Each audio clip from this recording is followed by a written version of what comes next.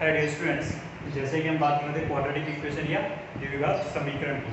ठीक है, तो हमने अभी तक क्या क्या पढ़ा है, पहले तो वो रिवाइज कर लेते हैं। सबसे पहले हमने क्या पढ़ा था, फिर रूट्स के बारे में कुछ। ठीक है, रूट्स या मूल। ठीक है, अच्छा वो क्या पढ़े थे अपन कि भी एक्स की या अल्फा बीटा की वैल्यू निकाल के अपन ने फिर इधर सारे वाले फॉर्मूले से कि minus B plus minus root D upon 2। ठीक है, अच्छा फिर इसके अलावा अपन ने क्या पढ़ा था अभी, एक अपने पास आइडेंटिटी थी कि ax square plus B X plus C is equals to, उसको क्या लिख सकते हैं, A X minus alpha X minus beta, ऐसा कुछ पढ़ा। फिर उसके बाद में हमने एक चीज़ देखी थी कि भी इसको भी और कन्वर्ट करके लिखना चाहो तो फिर अपने पास एक क्वाड्रेटिक इक्वेशन क्या बनेगी कि X square plus B X plus C, ये क्या बन गया है कि आपके पास में कि A X square minus S X plus P, ऐसी कुछ बढ़ गया है।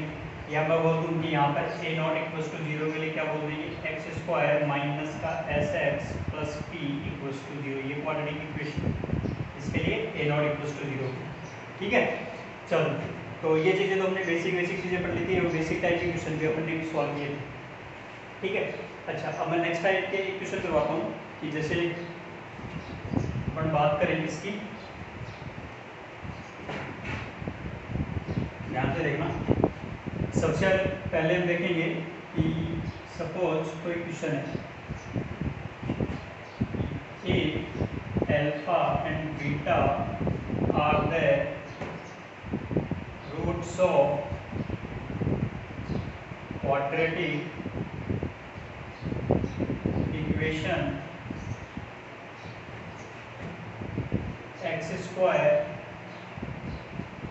Plus 3x plus 2 equals to 0, then find the following। और इनमें कुछ लिख लेते हैं, सपोज अल्फा प्लस बीटा की वैल्यू बताओगी। सेकंड क्वेश्चन बोल दिया मैंने कि alpha square plus beta square की वैल्यू बताओगी। तीसरा मैंने बोल दिया कि alpha cube plus beta cube की वैल्यू बताओ। ठीक है, तो या फिर मैं बोल दूँ फोर्थ क्वेश्चन एक और देखते हैं कि alpha square plus beta square upon alpha beta की वैल्यू। तो मेरे प्यारे विद्यार्थियों ध्यान दो, सबसे पहले हमने देखो क्वेश्चन क्या बोला है, तो हिंदी में वाले जरूर सुन लेना इसको क्योंकि हिंदी में भी लिखना है आपको। तो यदि अल्फा और बीटा किसी द्विघात समीकरण x square plus 3x plus 2 बराबर 0 के मूल हों तो निम्न के मान ज्ञात करो। ठीक है, अच्छा आप करेंगे कैसे भी, तो वो देखो भी, सबसे पहले हमें क्या दे रखा है, हमें द्विघात समीकरण तो दे ही रखा है। जैसे ही द्विघात समीकरण दे रखा है, क्वाड्रेटिक इक्वेशन दे रखा है, सबसे पहले हम क्या निकाल सकते हैं, एस मूलों का योग। ठीक है, सम ऑफ रूट्स, मूलों का योग क्या जाएगा भी, आपको दिख रहा है मूलों का योग क्या होता था, माइनस का बी अपॉन ए, तो माइनस का बी अपॉन ए मतलब माइनस का 3/1 बराबर माइनस का 3। चलो फिर मैं बोलूँगी प्रोडक्ट ऑफ रूट्स बोल दो, तो प्रोडक्ट ऑफ रूट्स मूलों का गुणनफल, तो मूलों का गुणनफल क्या पढ़ा था अपन ने, सी अपॉन ए, तो वो भी निकाल सकते हो भी। सी का मान कितना दे रखा है 2, ए का मान कितना दे रखा है कुछ नहीं दिखता, एक्स स्क्वायर गुणा तो कितना होता है 1, तो वैल्यू कितनी आ गई 2। सही है, चलो तो मूलों का योग निकाला, मूलों का गुणनफल निकाल लिया। ठीक है, मतलब अपने पास क्या आया, अल्फा और बीटा तो इस क्वाड्रेटिक इक्वेशन के क्या दे रखे थे, 2 मूल तो दे रखे हैं, तो मूलों का योग मतलब आपके पास में क्या आ चुका है, अल्फा प्लस बीटा की वैल्यू, और मूलों का गुणनफल मतलब अल्फा इंटू बीटा का मान।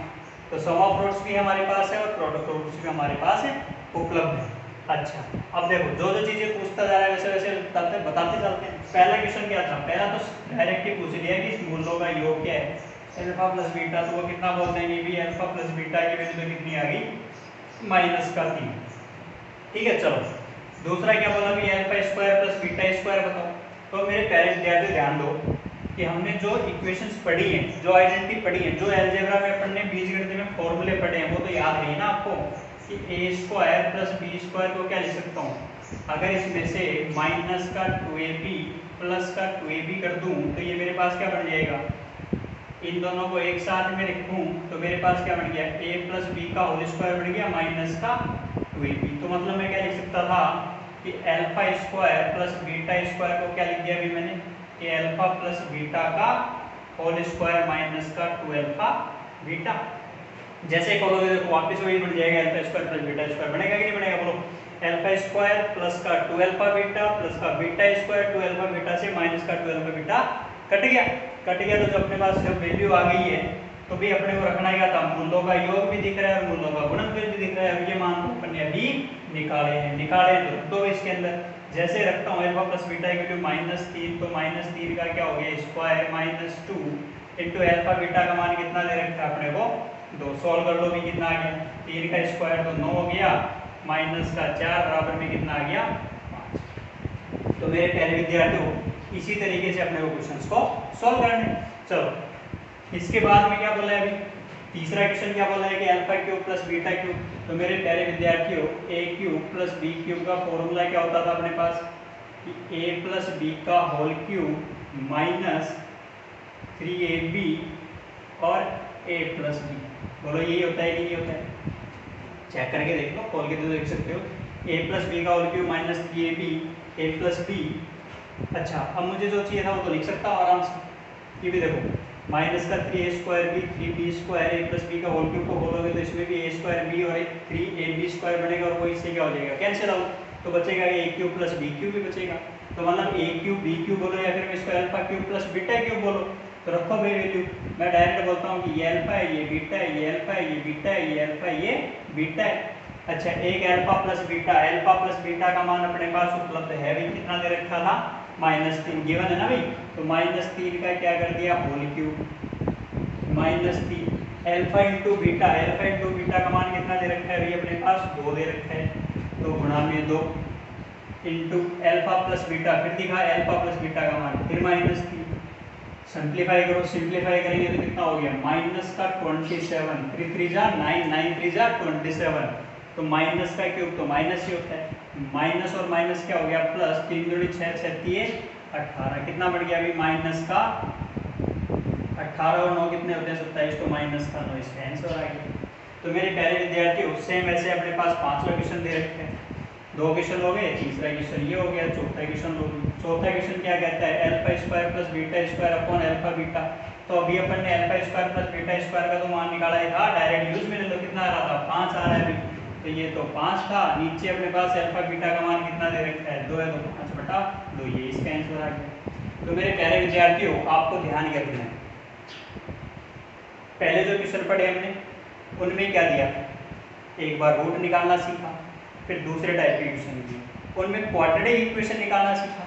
अब तीसरे टाइप के क्वेश्चन दिए, तीसरे टाइप के क्वेश्चन क्या बोल रहे हैं कि सर आपके पास में क्वाड्रेटिक इक्वेशन बोलेगा और उसके कुछ रूट्स बोल देगा, कि मूल बोल देगा कि अल्फा बीटा है, फिर उन अल्फा बीटा से कुछ और नई चीजें पूछने लग जाएगा। ठीक है, अब यहाँ पे अपन कैसा भी क्वेश्चन देते कोई दिक्कत नहीं है, बस उन 2 चीजों का यूज आने वाले क्वेश्चन पूछेगा। ठीक है, चलो अब एक नया टॉपिक और पढ़ते हैं इसी में, कि भी क्वाड्रेटिक इक्वेशन के बारे में अपन ने जो जानकारी ली है उसमें नई चीज क्या हो सकती है। चलो तो वो पढ़ते हैं अपन। तो एक नोट लगा लेते हैं, नोट क्या कहता है, नोट लगाते हैं, ध्यान से सुनना। यदि कि आपके पास में ax स्क्वायर प्लस का bx प्लस c बराबर 0, ठीक है, और इसमें बोल दिया कि a b c क्या है कांस्टेंट, मतलब अचर है। ठीक है, और कहीं ये दिखाई नहीं दिया अपने को, कहीं क्वेश्चन में आपको ये नहीं बोलेगा कि ये जो इक्वेशन दी है ये क्वाड्रेटिक इक्वेशन है, क्वाड्रेटिक इक्वेशन ये है, ये कहीं नहीं बोली। क्या बोला मैंने, देगा एक्सप्रेशन ऐसा ही, बट कहीं ये नहीं बोलेगा कि जो एक्सप्रेशन या इक्वेशन दिया था वो क्वाड्रेटिक इक्वेशन है। जब क्वाड्रेटिक इक्वेशन होती, अब ध्यान से सुनना, क्वाड्रेटिक इक्वेशन अगर होती तो उसकी कन्फर्म है कि 2 ही जीरोज रूट्स या मूल हैं।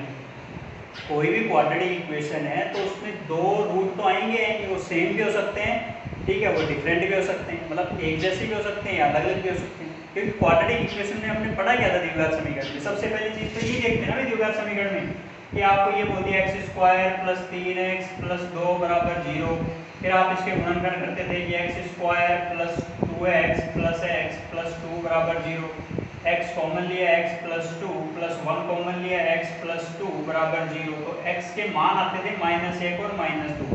इसका मतलब क्या हुआ, ये इसके दो मूल हैं, रूट्स हैं, दो क्या है, मूल है।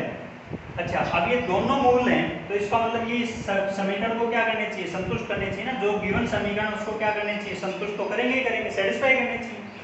चेक करके देखो करेंगे कि नहीं करेंगे। चेक करके देखा तो -1 का स्क्वायर + 3 गुणा -1 + 2 बराबर अपने पास क्या आएगा, देखो -1 का स्क्वायर 1, फिर -3, फिर +2, ये कैंसिल आउट होकर वापस क्या बन गया, 0।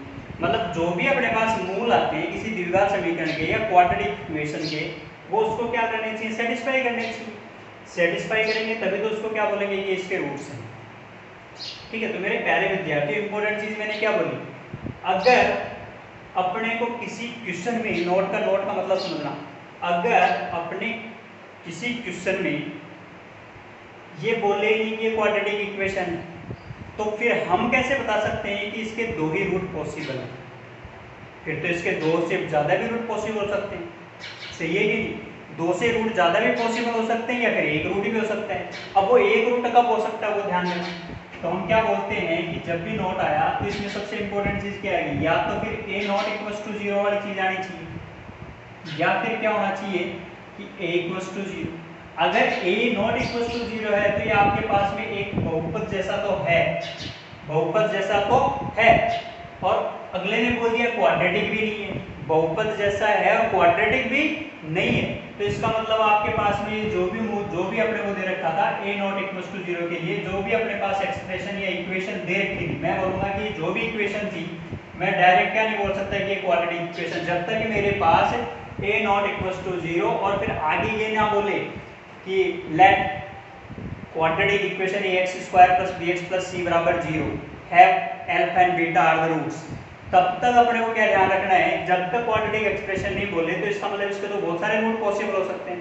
अब बहुत सारे रूट कब पॉसिबल हो सकते हैं मेरे प्यारे विद्यार्थियों, अब उस चीज को ध्यान से सुनना, कब पॉसिबल हो सकते हैं कि अगर a की वैल्यू 0 आ जाए, तो a की वैल्यू 0, तो भाई सीधी सी बात है कि अपने पास क्या हो चुका 0, तो फिर अपने पास bx + c मतलब आपके पास में ax + b टाइप पढ़ा था ना आपने कि y बराबर ग्राफ पढ़े थे ax + b। अच्छा, तो मतलब ये तो अपने पास रैखिक व्यंजक हो गया, मतलब आपके पास में लीनियर इक्वेशन हो चुकी, और लीनियर इक्वेशन का तो एक ही रूट हो गया। अच्छा, मैं बोल रहा हूँ कि इसके तो एक से ज्यादा रूट पॉसिबल होने चाहिए, मतलब x का कोई भी मान हो, x का कोई भी मान हो तो a = 0 हो चुका, तो इसका मतलब b = भी 0 होना चाहिए, फिर c तो डायरेक्ट ही क्या हो चुका, 0 हो चुका। तो फिर अब यहाँ पे अगर ये चीज पॉसिबल होती है कि a = b = c = 0, अगर ये तीनों चीज ही अपने पास क्या चल रही हो 0, तो फिर x के क्या हो सकते हैं, x have any roots, have multiple roots. Important चीज है अभी मैंने क्या बोला, इसका मतलब जो भी अपने पास एक्सप्रेशन दे रखा था या इक्वेशन दे रखा था उसमें x के कुछ भी मान रखो, अगले ने डायरेक्ट क्या बोल चुका a b c तो 0 है, a b c अगर 0 है तो फिर इस x के तो कितने भी मान रख सकते हो आप, समझिए मेरी बात को कि x के कितने भी मान रखो ये हमेशा ही क्या देगा, 0 बराबर तो 0 मिल जाएगी, सही है, क्यों, क्योंकि ये तो आइडेंटिटी बन गई ना भाई, a b c 0, ये 0 0 गुणा x² लिखो प्लस 0 गुणा x लिखो प्लस 0 = सब सारी चीजें क्या हो गई 0। अब x का मान तो कुछ भी रखो,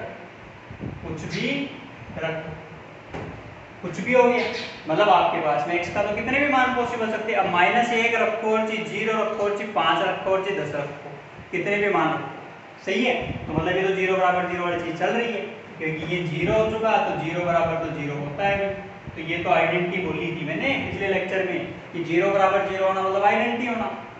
अच्छा, अब केस क्या था, अब इसी चीज को मैं दोबारा रिवाइज कर रहा हूँ कि अगर x के 2 से अधिक मूल संभव हैं तो ये कन्फर्म है कि उस द्विघात व्यंजक के या समीकरण के, बोला नहीं है मैंने कि द्विघात समीकरण है, क्योंकि वो तो आपके पास में x के कितने भी पॉसिबल मान हो सकते हैं, तो उसके कितने भी क्या हो सकते हैं, x के मान संभव हो सकते हैं। और x के कितने भी मान संभव होने मतलब वो तो n घात का पॉलिनोमियल भी हो सकता है। अगर आपके पास में ये कोफिशिएंट ही सारे क्या चल रहे हो, जीरो चल रहे हो, तो इसका मतलब आपके पास में x के तो कितने भी मान पॉसिबल है। तो अब मैं डायरेक्ट क्या नहीं बोल सकता कि ये एक द्विघात समीकरण है। क्यों? क्योंकि द्विघात समीकरण होने का मतलब ही होता है उसके दो मूल होना, और जब दो से ज्यादा मूल संभव हो रहे हैं तो इसका मतलब तो द्विघात व्यंजक ही नहीं है या द्विघात समीकरण ही नहीं।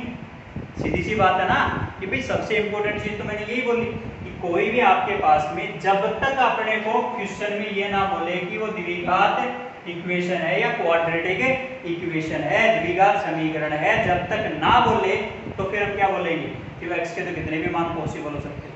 अब पॉसिबल हो सकते थे तो वो कंडीशन हमने निकाली कि अगर कितने भी मान संभव है x के, कितने भी पॉसिबल वैल्यूज हैं x की, तो इसका मतलब a, b और c क्या होने चाहिए, 0 होने चाहिए। ठीक है, तो मेरे प्यारे विद्यार्थी ये इंपॉर्टेंट चीज थी नोट की। इसी बेस पे अपने एक क्वेश्चन करते हैं। देखो क्वेश्चन बोलता है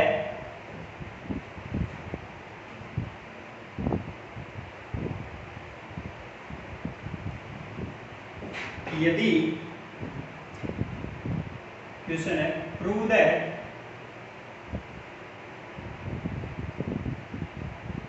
x minus a x minus b into c c minus a c minus b plus x minus b x minus c into a minus b a minus c plus x minus a x minus c into b b minus a और b minus c is equals to x। ये है prove that ये वाली चीज इसके equivalent, मतलब identity prove करनी। तो मेरे प्यारे विद्यार्थी देखो क्वेश्चन दिखने में बहुत लंबा चौड़ा दिख रहा है कि आपको ये सर ये तो क्या करेंगे, इसके एलसीएम लेंगे फिर कुछ करेंगे। तो मेरे प्यारे विद्यार्थी छोटी सी लॉजिक समझो। सबसे इंपॉर्टेंट चीज क्या है कि आपके पास में ये कोई ना कोई x के पदों में ही तो एक्सप्रेशन दे रखा है पूरा, और x के पदों में एक्सप्रेशन दे रखा है। तो अब इंपॉर्टेंट चीज क्या है वो ध्यान दो कि जब भी गुणा करोगे इनको तो आपको पता है कि भी x स्क्वायर और x के कोफिशिएंट्स तो आएंगे, मतलब गुणांक तो बनेंगे। अगर मैं इसको गुणा करता तो x स्क्वायर फिर माइनस कॉमन लेके a plus B X plus A B, ऐसा कुछ बनता है। नीचे तो कांस्टेंट है सारे a b c, क्योंकि यहाँ पे a b c क्या a b c क्या चल रहे हैं, अचर या कांस्टेंट। ठीक है, तो मेरे प्यारे विद्यार्थी इंपॉर्टेंट चीज तो यही कि यहाँ पे क्या दे रखी है, क्वाड्रेटिक इक्वेशन दे रखी है। अगर इस x को उठा के लाऊंगा तो ये भी अपने पास x के गुणांक वालों में चला जाएगा। सही है, तो अगर मैं इसको क्या करता हूँ, चलो सोल्व करते हैं इसको कि अगर ये तो लॉजिक समझना था आपने, ठीक है। अब देखो जो नॉट बोला मैंने उसी से क्वेश्चन सोल्व होने वाला है। देखो कि सिद्ध तो ये करना है, प्रूव दैट मतलब सिद्ध तो यही करना था कि ये वाली चीज इसके बराबर आनी चाहिए। अच्छा मैं ये ना सिद्ध करके मैं तो ये भी तो कर सकता हूँ कि ये माइनस एक्स बराबर क्या आ जाना चाहिए, इक्विवेलेंट 0 आ जाना चाहिए, तो भी कोई दिक्कत नहीं है। बट ये जो पूरा एक्सप्रेशन बन के आया, ये पूरा जो एक्सप्रेशन बनेगा ये कैसा एक्सप्रेशन बनेगा, A X square plus B X plus C इसके जैसा बनेगा। और ये इक्विवेलेंट किसके आना चाहिए, 0 के आना चाहिए, आइडेंटिटी बननी चाहिए। अब ये आइडेंटिटी कब बनेगी भी, तो मेरे प्यारे विद्यार्थी अभी तो पढ़ा था अपन ने कि a बराबर b बराबर c बराबर अगर 0 होगा तो फिर x के मान कुछ भी रखो, कोई फर्क नहीं पड़ने वाला। सही है कि नहीं। अच्छा जब ये बन रहा है तो आपके पास में, अब देखो मैंने कहीं नहीं बोला कि ये क्वाड्रेटिक, बट अपने को ये दो घात वाली चीजें तो बन रही थी। ठीक है, अब वही प्रूव करने की कोशिश करते हैं कि 2 से ज्यादा मान संभव कैसे हो गए। सही है, चलो तो अगर a बराबर b बराबर c बराबर 0 है तो सबसे पहले देखो कि मैं इस पूरे एक्सप्रेशन को क्या बोल देता हूँ, इधर वाले को, इस एक्सप्रेशन को इसको मैंने बोल दिया सपोज px माइनस एक्स, और ये इक्विवेलेंट अपने को 0 प्रूव करना। ध्यान दो, अगर मैंने क्या रखा, x की जगह a रखा, ये कुछ आना चाहिए, ये 0 बन रहा है कि नहीं बन रहा है, x की जगह a रखूंगा तो a माइनस ए क्या हो चुका 0, a minus B a minus C cancel out, क्या बच गया सिर्फ a। तो सबसे पहले 0 फिर प्लस का a, नेक्स्ट में रखा x की जगह तो a माइनस ए 0, अब कुछ भी मल्टीप्लाई करो सारी चीज क्या चल रही है 0, माइनस ए बराबर में क्या आ गया आपके पास में 0, क्योंकि a से a कैंसिल, इसका मतलब 0 इक्विवेलेंट किसके आ चुका 0 के, मतलब अपने पास आइडेंटिटी प्रूव होगी। सेम इसी लॉजिक से मैं क्या बोल सकता हूँ, अगर मैं x की जगह क्या रख दूँ b रखूँ तो pb माइनस बी इक्विवेलेंट क्या आना चाहिए 0, रखो भी, अब b रखूंगा तो देखो b माइनस बी फिर ये 0, b माइनस बी ये भी 0, b minus A b minus C cancel out b और b माइनस बी अगेन क्या हो चुका अपने पास b minus B equals to 0, ये आइडेंटिटी प्रूव होगी। फिर इसी तरीके से मैं अगर मैं x की जगह c रखता हूँ तो pc माइनस सी इक्विवेलेंट क्या आना चाहिए 0, आ रहा है कि नहीं आ रहा है, pc रखा c minus A c minus B c minus A c minus B cancel out हुआ, सिर्फ क्या रहा अपने पास c, इधर रखूंगा तो c माइनस सी क्या हो गया 0, तो 0 से कुछ भी गुणा करो 0, c माइनस सी इसको भी 0 से गुणा किया 0, माइनस सी रखा तो c माइनस सी इक्विवेलेंट क्या हो चुका 0, क्योंकि ये भी कैंसिल आउट।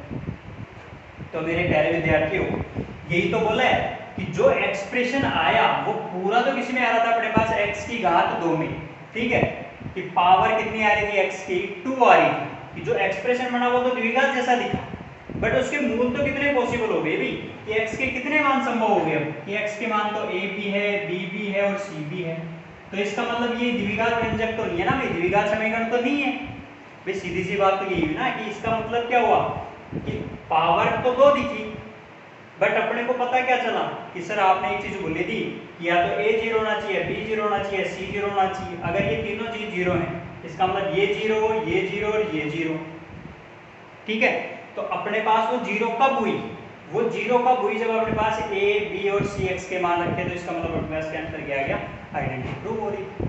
तो मेरे प्यारे विद्यार्थियों ये उसी नोट बेस्ड पे अपने पास क्या था, क्वेश्चन था, लॉजिकल क्वेश्चन था, आपको सिर्फ समझाने की जरूरत थी कि हाँ ये चीज होती है, क्यों होती है वो मैंने कंडीशन बताई थी। तो आपको दिमाग में रखना है कि कभी भी क्वेश्चन को 2 वे में सोचना है। सबसे पहला तरीका तो क्या सोचा अभी हमने कि इसका लघुत्तम वगैरह लेता हूँ, एलसीएम वगैरह लेता हूँ, जैसे एलसीएम लूंगा तो मेरे पास कुछ नई टर्म्स बन गई, तो सर उस पूरे में तो फिर क्वाड्रेटिक बहुत लंबी चौड़ी बन गई, फिर तो 3-4 पेज में वही करता रहूंगा। तो अब लॉजिकल वे क्या कहता था कि अपने नोट में क्या पढ़ा, हमने जो पढ़ा उसी को इम्प्लीमेंट किया। हमने पढ़ा कि सर यहाँ पे भी x का ही कुछ पद, x स्क्वायर के और x के ही कुछ पद बनेंगे, इसमें भी वही बनेंगे, इसमें भी वही बनेंगे, ठीक, कितना ही गुणा कर लो आप, गुणा करने पे कुछ टर्म्स ऐसा ही तो बन के आएगा जो भी अपने पास कोफिशिएंट थे, मतलब कांस्टेंट टर्म थी, उनको मैंने capital A capital B capital C बोल दिया। अच्छा, अब जो बन के आया उसमें अगर a b और c इंडिविजुअली 0 के इक्वल आ रहे हैं तो वो आएंगे कब, तो वो x के a और b और c मान रखने पे आ रहे हैं, तो इसका मतलब 0 बराबर 0 आइडेंटिटी आ रही है, और आ रही है तो इसका मतलब ये वाली कंडीशन क्या दिखा रहा है कि ये जो था ये इक्विवेलेंट किसके है, x के है, ये हमें क्या करना था, प्रूव करना था। ठीक है, तो मेरे प्यारे विद्यार्थियों इसी तरीके से अपन नेक्स्ट चीज करते हैं। देखो अब नेक्स्ट चीज क्या बोलते हैं, देखो नेक्स्ट पॉइंट क्या कहता है, नोट का ही कोई दूसरा पॉइंट लिखो भाई। दूसरा पॉइंट क्या कह रहा है कि यदि मुझे निकालना हो, कोई नोट का कोई सेकंड पॉइंट पढ़ते हैं अपन, डिफरेंस ऑफ रूट्स, मतलब मूलों का अंतर, मूलों का अंतर। अब मेरे प्यारे विद्यार्थी थोड़ा ध्यान देना, अंतर का मतलब समझना। आप क्या करते हो, अंतर को इस तरीके से लेते हो कि डिफरेंस निकालना मतलब अल्फा माइनस बीटा, ठीक है, कि आपके पास में अल्फा की वैल्यू सपोज 3 दे रखी है, बीटा की वैल्यू सपोज 4 दे रखी है, तो फिर आप 3 माइनस 4 करोगे तो वैल्यू -1 आएगी। ठीक है, ये डिफरेंस है बिल्कुल, इन दोनों के बीच में डिफरेंस कितने का था, -1 का था। बट मैं क्या लूंगा हमेशा पॉजिटिव टर्म, कि इन दोनों में पॉजिटिव कितनी वैल्यू का अंतर है, अंतर कितने का था एग्जैक्ट देखे तो भाई 3 और -4 में अगर अंतर दिख रहा है तो वो 1 का ही तो दिख रहा है। ठीक है, 3 - 4 बोलो या फिर मैं 4 - 3 बोलूं तो भी मतलब ये अपने को अंतर कितने का दिख रहा है, 1 का। डिफरेंस मतलब आपको क्या देना है, एक में से दूसरे को घटाना नहीं है, आपको क्या देखना है कि उन दोनों के बीच का अंतर कितना चल रहा है, कि वो एक दूसरे से कितनी दूरी पर है, सही है। उसी का मतलब आपको लेना है डिफरेंस ऑफ रूट्स के अकॉर्डिंग। तो फिर रूट्स क्या बोलते हैं, अब ये 3 - 4 लिखो या 4 - 3 लिखो, इसको किस में लिख दूं भाई मैं, मोड के अंदर, कि अल्फा माइनस बीटा या बीटा माइनस अल्फा लिखो, कोई फर्क नहीं पड़ता, मोड के अंदर, ठीक है। ये आगे हम पढ़ेंगे कि ये मोड है। मोड मतलब यहाँ से जो भी वैल्यू निकलेगी वो हमेशा कैसे निकलेगी, पॉजिटिव, धनात्मक संख्या निकलेगी। कैसा मान निकलेगा, हमेशा धनात्मक मान निकलेगा, ठीक है। अच्छा, तो अब बोलते हैं कि अल्फा माइनस बीटा है सर ये, तो सर अब अल्फा माइनस बीटा ये था, तो दोनों का अंतर देखना है। अब अंतर किस तरीके से देखें, अब अंतर क्या कहता है कि भाई आपके पास में अल्फा और बीटा की तो वैल्यू पढ़ी आपने, अल्फा की वैल्यू क्या पढ़ी थी, माइनस का B plus root D upon 2a, beta का मान भी पढ़ा था आपने, माइनस का B minus root D upon 2a। अगर मैं अल्फा माइनस बीटा करता हूँ और मोड के अंदर करता हूँ तो मेरे पास क्या बनता है, देखो रख दो भी ये वैल्यू, माइनस का B plus root D upon 2a minus का बी माइनस का रूट डी अपॉन 2a। तो मेरे प्यारे विद्यार्थियों बन के क्या आ गया, देखो क्या बन गया अभी, ये माइनस का बी अपॉन 2a बोल देता हूँ क्योंकि अलग अलग कर दो, ये हो गया प्लस का रूट डी अपॉन 2a, ये हो गया अपने पास माइनस और माइनस प्लस का b अपॉन 2a, और ये हो गया माइनस और minus plus root d upon 2a। तो ये b अपॉन 2a क्या हो चुका, कैंसिल आउट। तो मेरे पास वैल्यू क्या आ गई मेरे प्यारे विद्यार्थियों, root d upon 2a, root d upon 2a, 2 root d upon a, 2 root d upon 2a, 2 से 2 कैंसिल, मोड के अंदर चल रहा है तो वैल्यू आ गया आपके पास में रूट d अपॉन। आगे से इसको याद में रखना है कि mode of alpha minus beta हमेशा क्या होता है, रूट डी अपॉन ए, और वो भी मोड के अंदर, क्योंकि वो पॉजिटिव भी हो सकता है नेगेटिव हो सकता है। क्यों, जब अपने पास ये अंदर वाली चीज, मोड के बारे में थोड़ा सीख लो कि मोड एक्स बराबर होता है, एक्स धनात्मक होगा कब, जब एक्स का मान ग्रेटर देन इक्वल्स टू 0 हो, और ऋणात्मक होगा जब एक्स लेस देन 0 हो।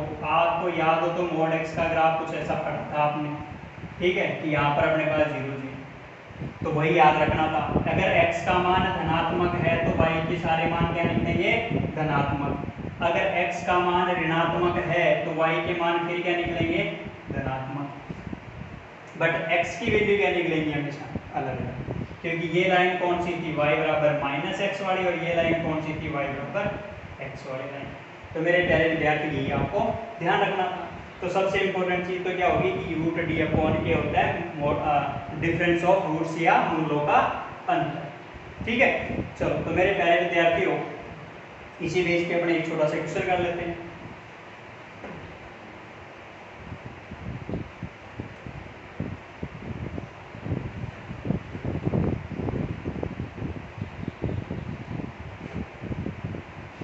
देखो क्वेश्चन क्या कहता है, क्वेश्चन बोल रहा है कि एक alpha beta are the roots of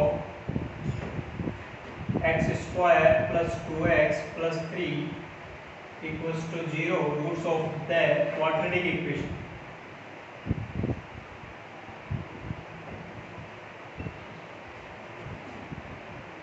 then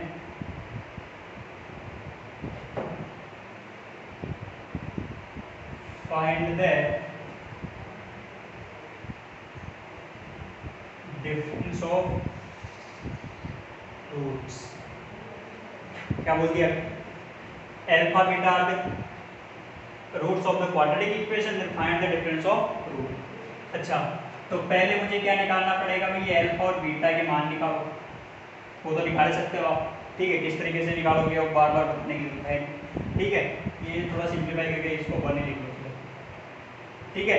चलो, तो आपको दिख रहा है तो ये अपने पास एक क्वाड्रेटिक इक्वेशन है, x प्लस 1 का होल स्क्वायर बराबर 0, डायरेक्ट फैक्टर आता है तो कोई दिमाग लगाना नहीं है अपने को। क्या बढ़ गया अभी आपके पास में x की वैल्यू -1 और दूसरा भी कितना आएगा -1, दो मूल क्या आ चुके, समान आ चुके, कोई दिक्कत नहीं है। अब इन दोनों के बीच में क्या निकालना था अपने को, एक को अल्फा बोल दिया और एक को बीटा बोल दिया। बोला कि अल्फा माइनस बीटा का मैग्नीट्यूड बताओ, मतलब मोड बताओ, मोड डिफरेंस ऑफ रूट, ठीक है। या तो अल्फा माइनस बीटा का फॉर्मूले से यूज निकालो, या फिर ये तो निकाल ही चुके हो, तो माइनस एक और माइनस प्लस एक दोनों कैंसिल आउट में क्या हो चुका 0। ये तो अपने पास पूरा मेथड। इसके अलावा अगर मुझे डायरेक्ट देखना होता तो minus alpha minus beta root D upon ये यूज में लेता। और रूट डी क्या कहता है, अभी देखो रूट डी मतलब कितना आता था, रूट बी स्क्वायर माइनस का 4ac अपॉन ये वाली चीज यूज में लेते हैं। रूट डी, डी बोलो बी के वैल्यू 2 है तो कितना हो गया अभी रूट के अंदर 4 माइनस ए और सी 1 है तो 4 को 1 से गुणा करेंगे तो 4 अपॉन ए की वैल्यू 1 है, तो आपको डायरेक्ट क्या दिख गया 0/1 बराबर में 0। तो मेरे प्यारे विद्यार्थियों या तो इस मेथड से करो या फिर इस मेथड से करो, दोनों ही सेम मेथड है। बट अपने को इम्पोर्टेंट चीज़ क्या थी वो समझना।